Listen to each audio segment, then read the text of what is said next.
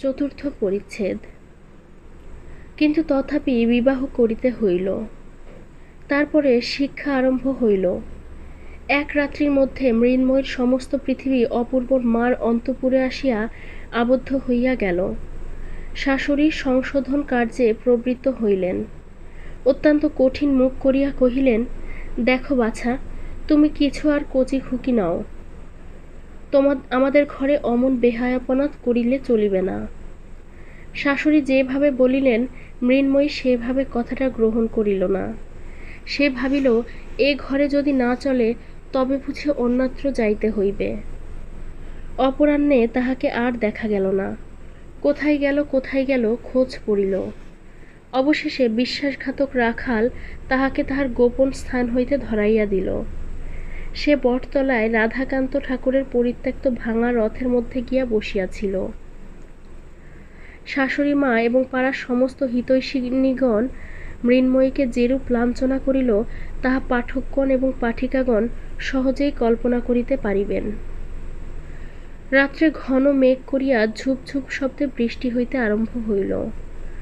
অপূর্ব কৃষ্ণ বিছানার মধ্যে অতি ধীরে ধীরে মৃন্ময়ীর কাছে ঈষৎ অগ্রসর হইয়া তাহার কানে কানে মৃদুস্বরে কহিল, মৃন্ময়ী, তুমি আমাকে ভালোবাসো না? মৃন্ময়ী সতেজে বলিয়া উঠিল, না, আমি তোমাকে কখনোই ভালোবাসব না। তাহার যত রাগ এবং যত শাস্তিবিধান সমস্তই পুঞ্জীভূত বজ্রের ন্যায় অপূর্বর মাথার উপর নিক্ষেপ করিল। অপূর্ব ক্ষুণ্ণ হইয়া কহিল, কেন, আমি তোমার কাছে কি দোষ করেছি? মৃন্ময়ী কহিল, তুমি আমাকে বিয়ে করলে কেন? এই অপরাধের সন্তোষজনক কৈফিয়ত দেওয়া কঠিন।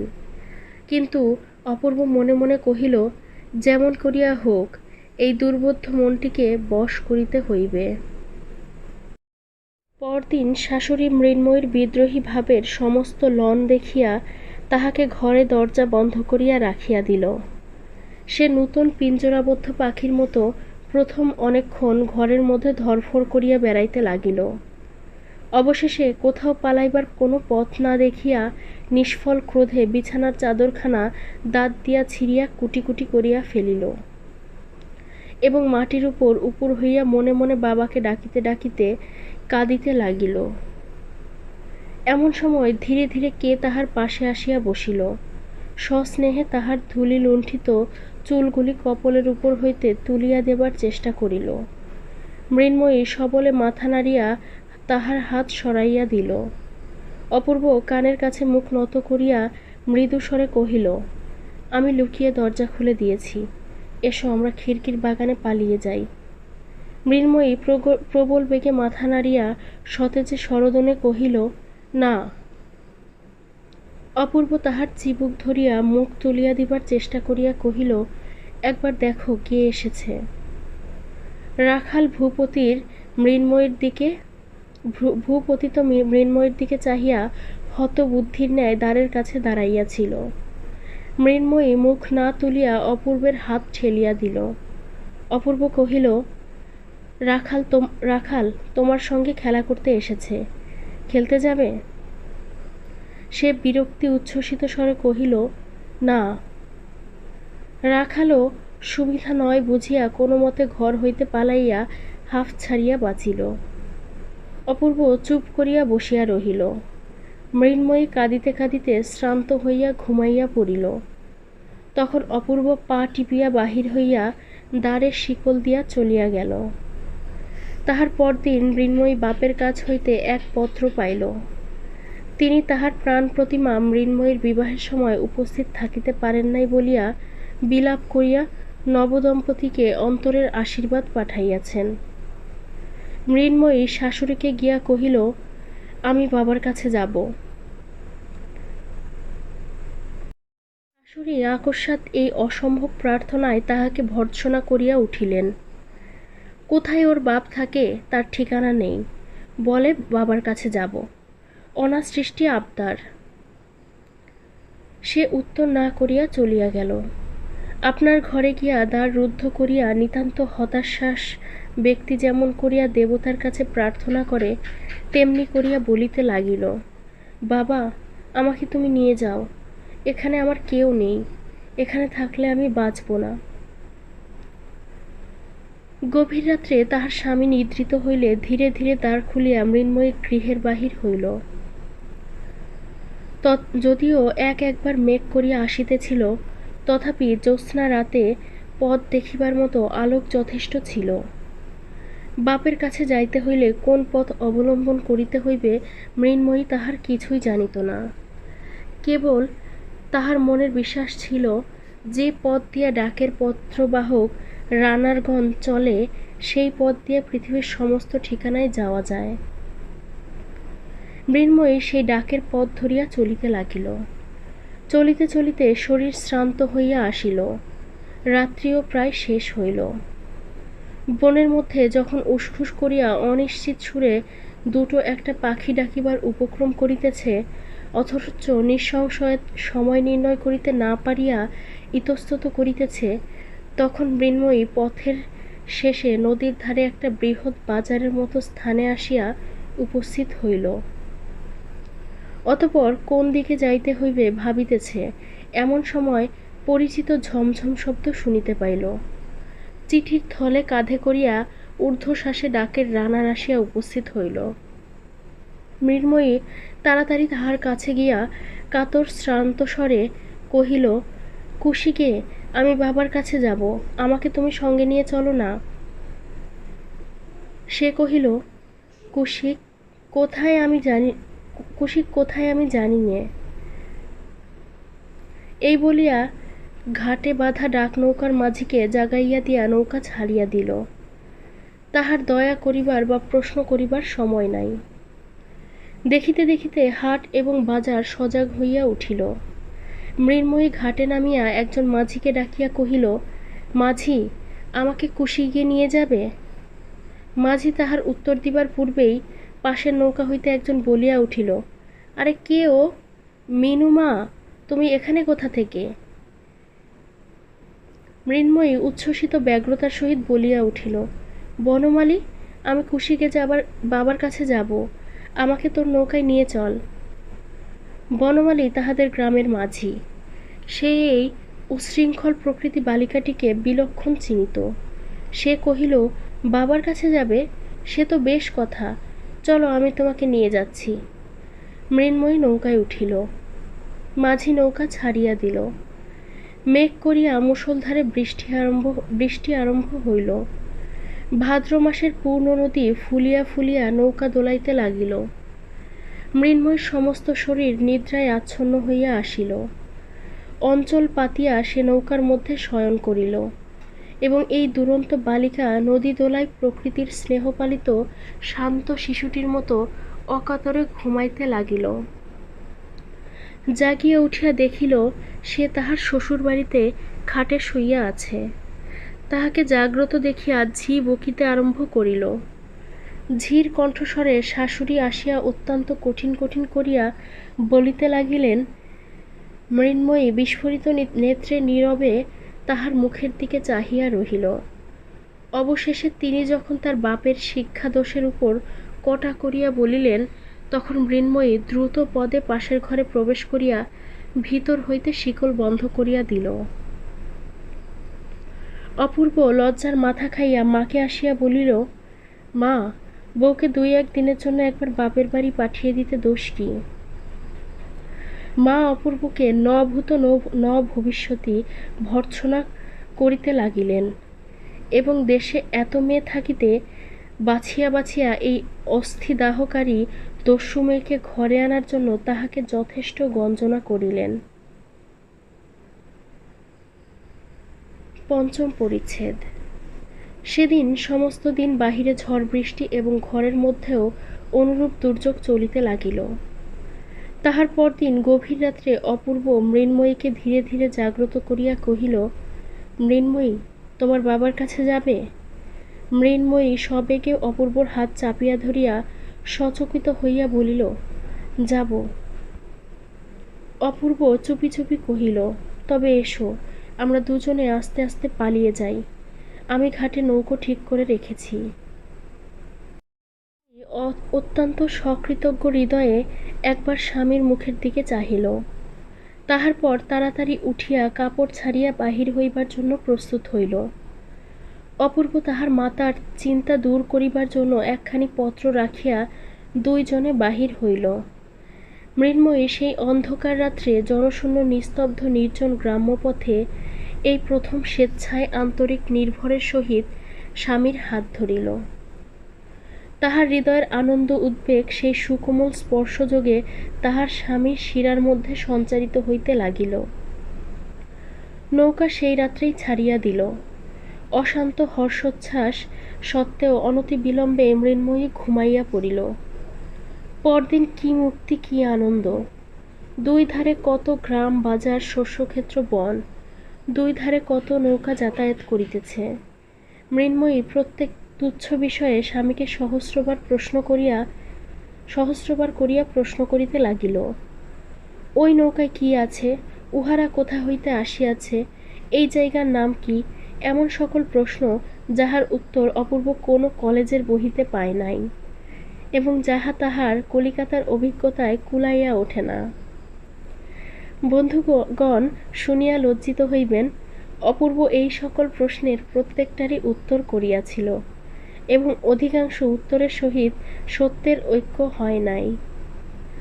যথা, সে তিলের নৌকাকে তিসির নৌকা, 5 বেরেকে রায়নগর এবং মুন্সেফের আদালতকে জমিদারি কাছারি,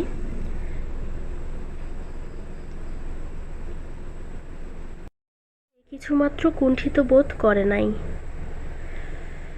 এবং এই সমস্ত ভ্রান্ত উত্তরে বিশ্বস্ত হৃদয় প্রশ্নকারিণীর সন্তোষের তিলমাত্র ব্যাঘাত জন্মায় নাই। পরদিন সন্ধ্যাবেলায় নৌকা কুশিগে গিয়া পৌঁছিল। টিনের ঘরে একখানি ময়লা চৌকা কাচের লণ্ঠনে তেলের বাতি জ্বালাইয়া ছোট ডেস্কের উপর একখানি চামড়ায় বাঁধা মস্ত খাতা রাখিয়া গা খোলা ঈশানচন্দ্র টুলের উপর বসিয়া হিসাব লিখিতেছিলেন। এমন সময় নবদম্পতি ঘরের মধ্যে প্রবেশ করিল। মৃন্ময়ী ডাকিল, বাবা! সে ঘরে এমন কণ্ঠ শুনি এমন করিয়া কখনো ধ্বনিত হয় নাই। ঈশানের চোখ দিয়া দর দর করিয়া অশ্রু পড়িতে লাগিল। সে কি বলিবে কি করিবে কিছুই ভাবিয়া পাইল না। তাহার মেয়ে এবং জামাই যেন সাম্রাজ্যের যুবরাজ এবং যুবরাজ মহিষী। এই সমস্ত পাটের বস্তার মধ্যে তাহাদের উপযুক্ত সিংহাসন কেমন করিয়া নির্মিত হইতে পারে, ইহাই যেন তাহার দিশাহারা বুদ্ধি ঠিক করিয়া উঠিতে পারিল না। তাহার পর আহারের ব্যাপার, সেও এক চিন্তা। দরিদ্র কেরানি নিজ হস্তে ডাল ভাত পাক করিয়া খায়। আজ এই এমন আনন্দের দিনে সে কি করিবে, কি খাওয়াইবে? মৃন্ময়ী কহিল, বাবা, আজ আমরা সকলে মিলিয়া রাঁধিব। অপূর্ব এই প্রস্তাবে সাতিশয় উৎসাহ প্রকাশ করিল। ঘরের মধ্যে স্থানাভাব, লোকাভাব, অন্নাভাব, কিন্তু ক্ষুদ্র ছিদ্র হইতে ফোয়ারা যেমন চতুর্গুণ বেগে উত্থিত হয়, তেমনি দারিদ্র্যের সংকীর্ণ মুখ হইতে আনন্দ পরিপূর্ণ ধারায় উচ্ছ্বসিত হইতে লাগিল। এমনি করিয়া 3 দিন কাটিল। 2 বেলা নিয়মিত স্টিমার আসিয়া লাগে। কত লোক, কত কোলাহল! সন্ধ্যাবেলায় নদীতীর একেবারে নির্জন হইয়া যায়। তখন কি অবাধ স্বাধীনতা! এবং 3 জনে মিলিয়া নানা প্রকারে জোগাড় করিয়া, ভুল করিয়া, এক করিতে আর এক করিয়া তুলিয়া রাধাবাড়া। তাহার পরে মৃন্ময়ীর বলয় ঝঙ্কৃত স্নেহ হস্তের পরিবেশনে শ্বশুর জামাতার একত্রে আহার এবং গৃহিণীপনার সহস্র ত্রুটি প্রদর্শনপূর্বক মৃন্ময়ীকে পরিহাস ও তাহা লইয়া বালিকার আনন্দকলহ এবং মৌখিক অভিমান। অবশেষে অপূর্ব জানাইল, আর অধিক দিন থাকা উচিত হয় না। মৃন্ময়ী করুণ স্বরে আরও কিছুদিন সময় প্রার্থনা করিল। ঈশান কহিল, কাজ নাই। বিদায়ের দিন কন্যাকে বুকের কাছে টানিয়া তাহার মাথায় হাত রাখিয়া অশ্রু গদগদ কণ্ঠে ঈশান কহিল, মা, তুমি শ্বশুরঘর উজ্জ্বল করিয়া লক্ষ্মী হইয়া থাকিও। কেহ যেন আমার মিনুর কোনো দোষ না ধরিতে পারে। মৃন্ময়ী কাঁদিতে কাঁদিতে স্বামীর সহিত বিদায় হইল। এবং ঈশান সেই দ্বিগুণ নিরানন্দ সংকীর্ণ ঘরের মধ্যে ফিরিয়া গিয়া দিনের পর দিন মাসের পর মাস নিয়মিত মাল ওজন করিতে লাগিল। ষষ্ঠ পরিচ্ছেদ। এই অপরাধী যুগল গৃহে ফিরিয়া আসিলে মা অত্যন্ত গম্ভীরভাবে রহিলেন, কোনো কথাই কহিলেন না। কাহারও ব্যবহারের প্রতি এমন কোনো দোষারোপ করিলেন না যাহা সে খালন করিতে চেষ্টা করিতে পারে। এই নীরব অভিযোগ, নিস্তব্ধ অভিমান লৌহ ভারের মতো সমস্ত ঘরকন্যার উপর অটলভাবে চাপিয়া রহিল। অবশেষে অসহ্য হইয়া উঠিলে অপূর্ব আসিয়া কহিল, মা, কলেজ খুলেছে, এখন আমাকে আইন পড়তে যেতে হবে। মা উদাসীনভাবে কহিলেন, বউয়ের কি করবে? অপূর্ব কহিল, বউ এখানেই থাক।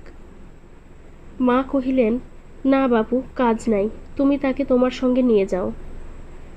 সচরাচর মা অপূর্বকে তুই সম্ভাষণ করিয়া থাকেন। অপূর্ব অভিমান ক্ষুণ্ণ স্বরে কহিল, আচ্ছা। কলিকাতা যাইবার আয়োজন পড়িয়া গেল। যাইবার আগের রাত্রে অপূর্ব বিছানায় আসিয়া দেখিল মৃন্ময়ী কাঁদিতেছে। হঠাৎ তাহার মনে আঘাত লাগিল। বিষণ্ণ কণ্ঠে কহিল, মৃন্ময়ী, আমার সঙ্গে কলকাতায় যেতে তোমার ইচ্ছে করছে না? মৃন্ময়ী কহিল, না। অপূর্ব জিজ্ঞাসা করিল, তুমি আমাকে ভালোবাসো না? এই প্রশ্নের কোনো উত্তর পাইল না। অনেক সময় এই প্রশ্নটির উত্তর অতিশয় সহজ, কিন্তু আবার এক এক সময় ইহার মধ্যে মনস্তত্ত্ব ঘটিত এত জটিলতার সংস্রব থাকে যে বালিকার নিকট হইতে তাহার উত্তর প্রত্যাশা করা যায় না। অপূর্ব প্রশ্ন করিল, রাখালকে ছেড়ে যেতে তোমার মন কেমন করছে? মৃন্ময় অনায়াসে উত্তর করিল, হ্যাঁ।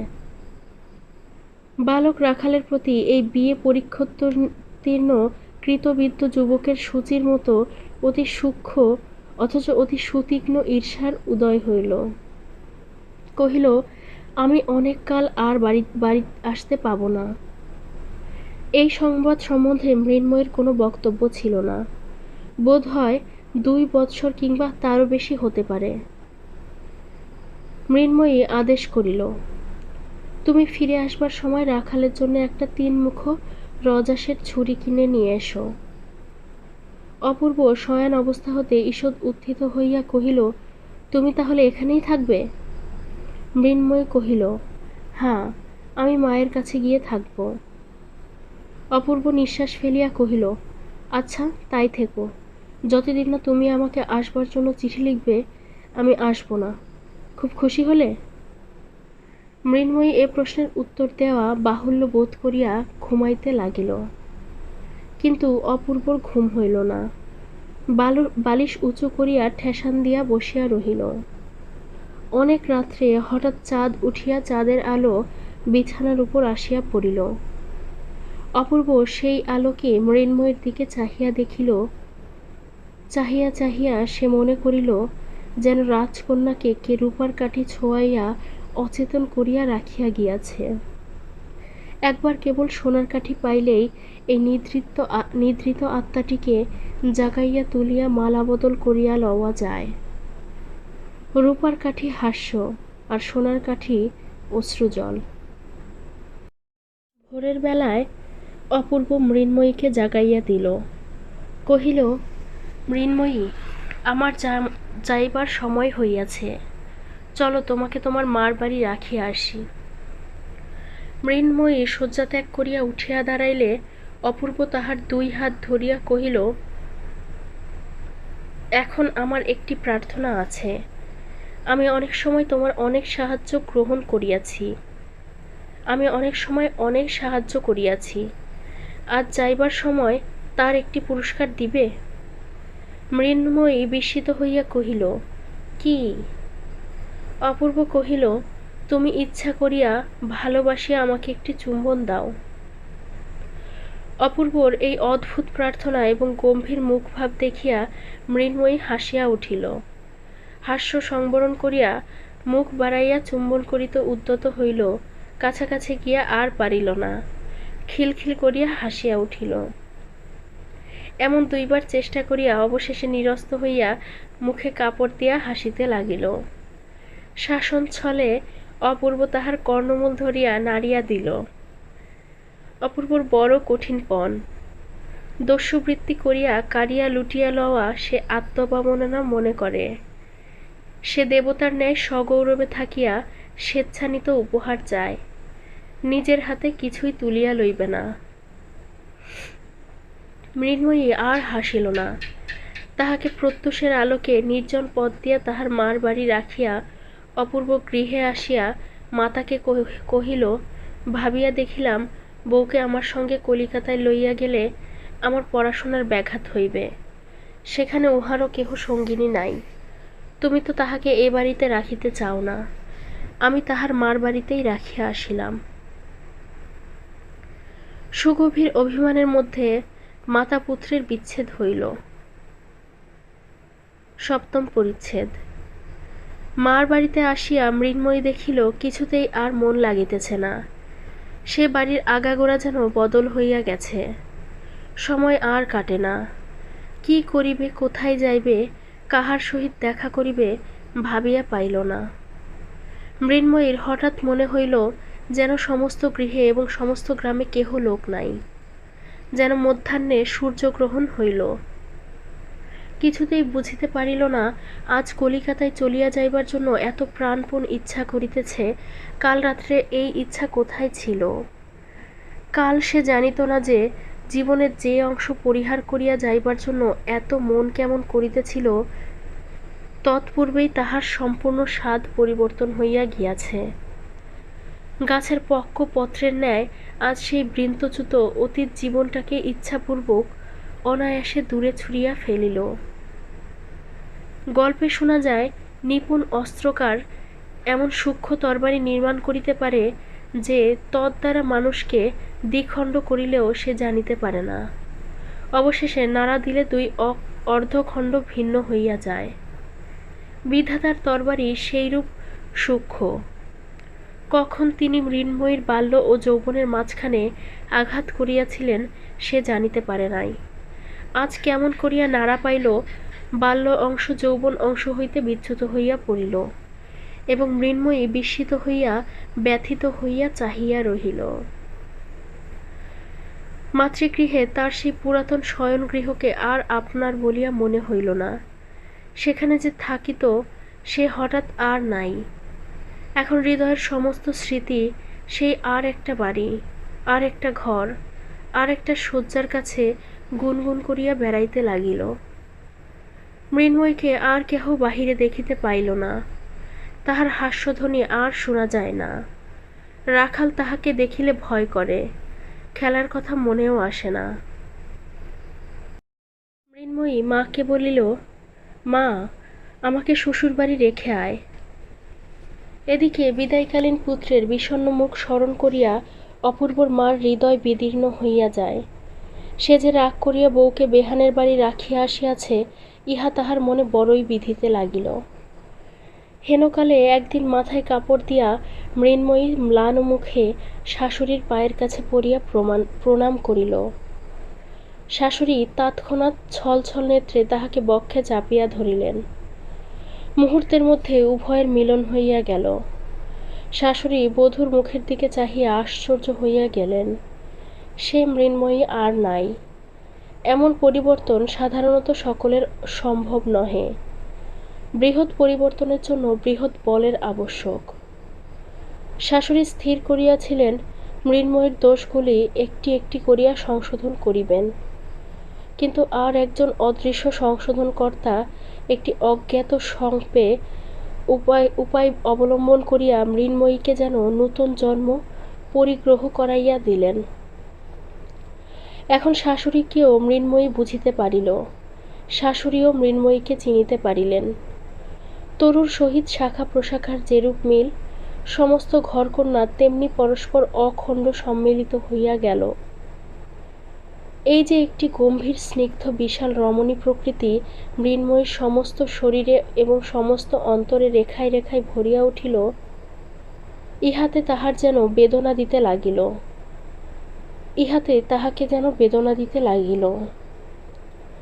প্রথম আষাঢ়ের শ্যাম সজল নবমেঘের মতো তাহার হৃদয়ে একটি অশ্রুপূর্ণ বিস্তীর্ণ অভিমানের সঞ্চার হইল। সেই অভিমান তাহার চোখের ছায়াময় সুদীর্ঘ পল্লবের উপর আর একটি গভীরতর ছায়া নিক্ষেপ করিল। সে মনে মনে বলিতে লাগিল, আমি আমাকে বুঝিতে পারি নাই বলিয়া তুমি আমাকে বুঝিলে না কেন? তুমি আমাকে শাস্তি দিলে না কেন? তোমার ইচ্ছানুসারে আমাকে চালনা করাইলে না কেন? আমি রাক্ষসী, যখন তোমার সঙ্গে কলিকাতায় যাইতে চাহিলাম না, তুমি আমাকে জোর করিয়া ধরিয়া লইয়া গেলে না কেন? তুমি আমার কথা শুনিলে কেন? আমার অনুরোধ মানিলে কেন? আমার অবাধ্যতা সহিলে কেন? তাহার পর অপূর্ব যেদিন প্রভাতে পুষ্করিণী তীরের নির্জন পথে তাহাকে বন্দি করিয়া কিছু না বলিয়া একবার কেবল তাহার মুখের দিকে চাহিয়াছিল, সেই পুষ্করিণী, সেই পথ, সেই তরুতল, সেই প্রভাতের রৌদ্র এবং সেই হৃদয় ভারাবনত গভীর দৃষ্টি তাহার মনে পড়িল, এবং হঠাৎ সে তাহার সমস্ত অর্থ বুঝিতে পারিল।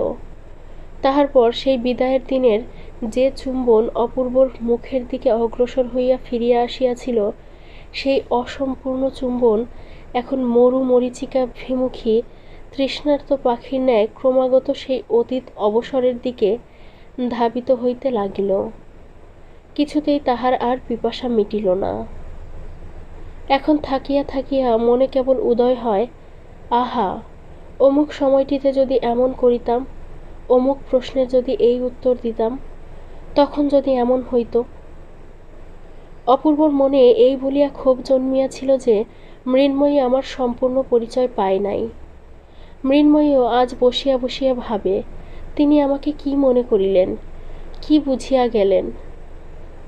অপূর্ব তাহাকে যে দুরন্ত চপল অবিবেচক নির্বোধ বালিকা বলিয়া জানিল, পরিপূর্ণ হৃদয়ামৃত ধারায় প্রেম পিপাসা মিটাইতে সমরমণী বলিয়া পরিচয় পাইল না, ইহাতেই সে পরিতাপে লজ্জায় ধিক্কারে পীড়িত হইতে লাগিল।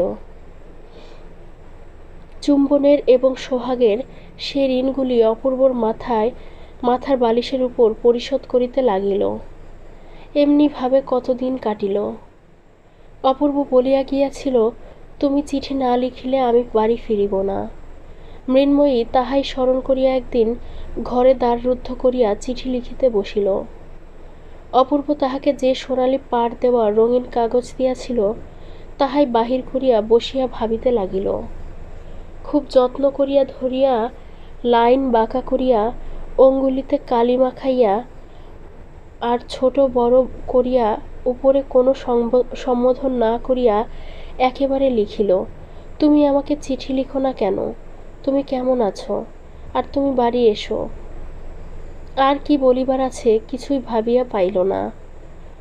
আসল বক্তব্য কথা সবগুলি বলা হইয়া গেল বটে, কিন্তু মনুষ্য সমাজে মনের ভাব আর একটু বাহুল্য করিয়া প্রকাশ করা আবশ্যক।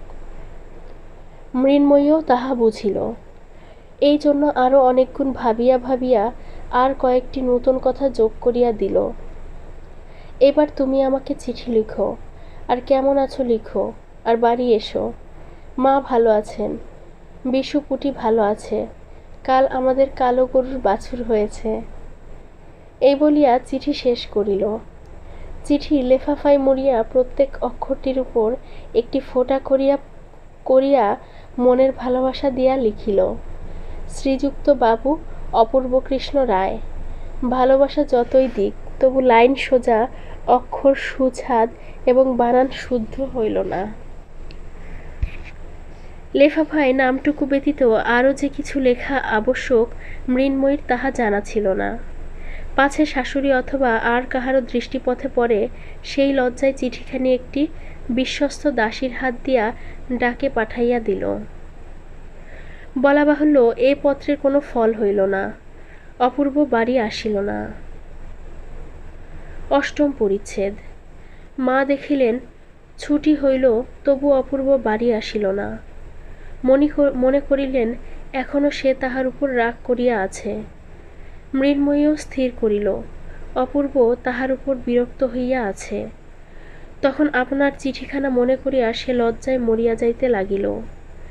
সে চিঠিখানা যে কত তুচ্ছ, তাহাতে যে কোনো কথাই লেখা হয় নাই, তাহার মনের ভাব যে কিছুই প্রকাশ করা হয় নাই, সেটা পাঠ করিয়া অপূর্ব যে মৃন্ময়ীকে আরও ছেলে মানুষ মনে করিতেছে, মনে মনে আরও অবজ্ঞা করিতেছে, ইহা ভাবিয়া সে শরবিদ্ধের ন্যায় অন্তরে অন্তরে ছটফট করিতে লাগিল। দাসীকে বারবার করিয়া জিজ্ঞাসা করিল, সে চিঠিখানা তুই কি ডাকে দিয়ে এসেছিস? দাসী তাহাকে সহস্রবার আশ্বাস দিয়া কহিল, হা গো, আমি নিজের হাতে বাক্সের মধ্যে ফেলে দিয়েছি। বাবু তা এতদিনে কোন কালে পেয়েছে। অবশেষে অপূর্বর মা একদিন মৃন্ময়ীকে ডাকিয়া কহিলেন, বৌমা, অপু অনেকদিন তো বাড়ি এলো না, তাই মনে করছি কলকাতায় গিয়ে তাকে দেখে আসি গে। তুমি সঙ্গে যাবে? মৃন্ময়ী সম্মতিসূচক ঘাড় নাড়িল এবং ঘরের মধ্যে আসিয়া দ্বার রুদ্ধ করিয়া বিছানার উপর পড়িয়া বালিশখানা বুকের উপর চাপিয়া ধরিয়া হাসিয়া নড়িয়া চড়িয়া মনের আবেগ উন্মুক্ত করিয়া দিল।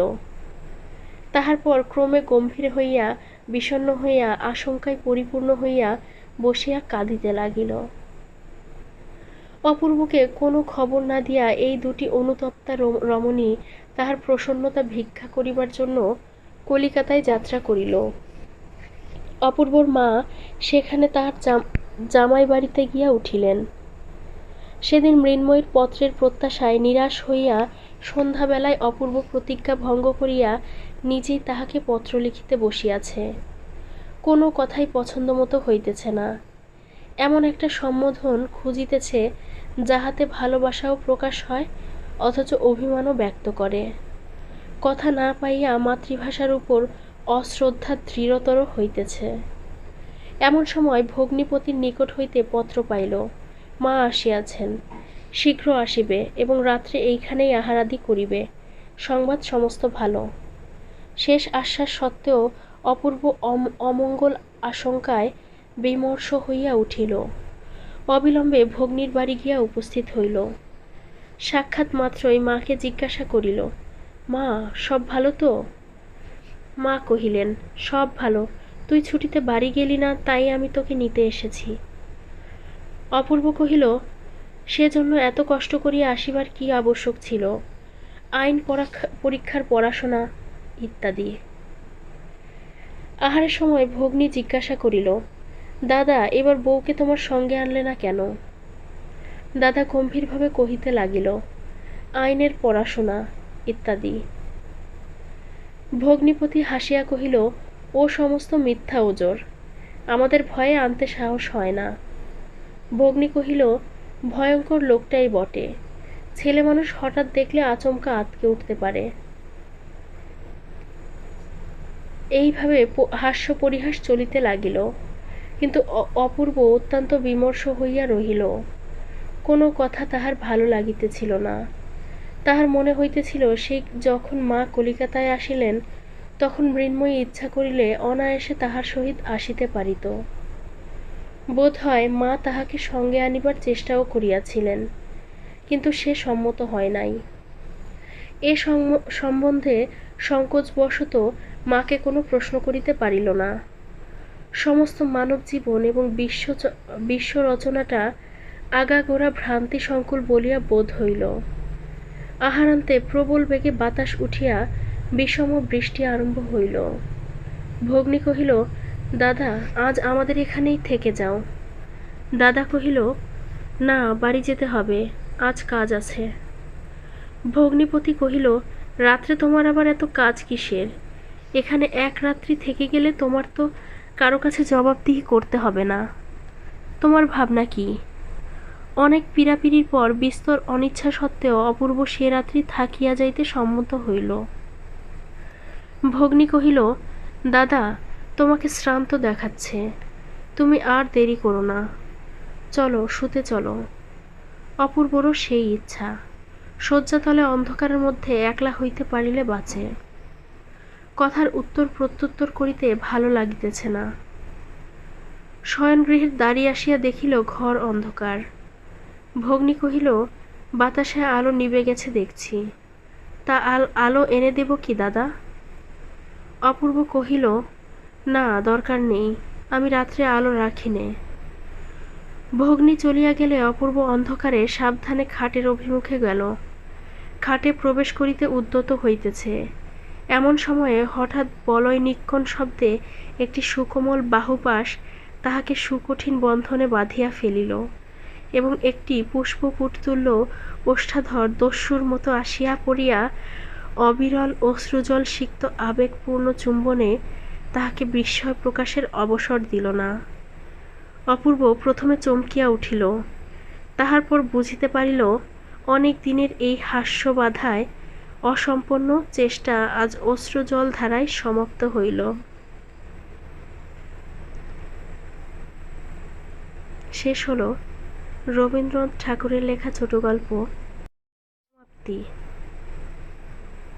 গল্পটি ভালো লাগলে ভিডিওটিতে একটি লাইক করবেন এবং আমাদের চ্যানেলটিতে সাবস্ক্রাইব করে আমাদের পাশে থাকবেন আর বন্ধুদের সাথে শেয়ার করবেন। ধন্যবাদ।